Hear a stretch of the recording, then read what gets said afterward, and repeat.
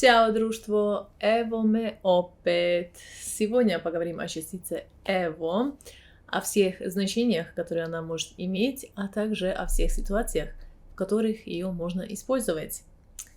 Погledajte, частица «эво» чаще всего переводится как «вот».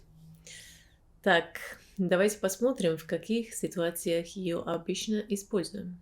Često koristimo «evo» kada nešto dajemo.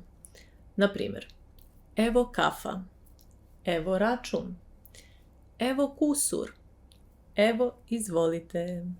Kada nešto pokazujemo, evo ovde, evo gde piše, evo ovaj restoran.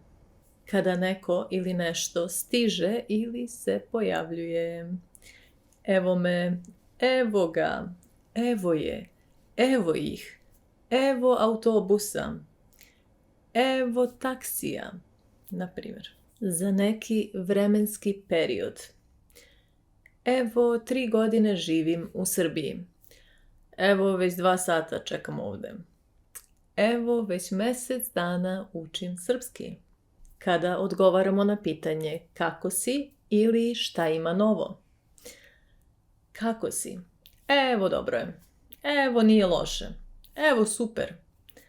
Šta ima novo? Evo ništa. Ma evo. Evo svašta. Kada nešto pronalazimo. Evo ga ključ. Evo pasoša. Evo rešenja. Evo odgovora. U telefonskom razgovoru.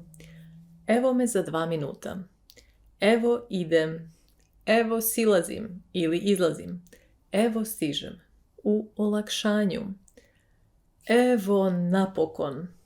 Evo gotovo. Kada nešto najavljujemo. Evo krećemo. Evo počinjemo. Evo završavamo odmah. Еще некоторые примеры. Допустим, jesi mi video ključeve? Evo ih.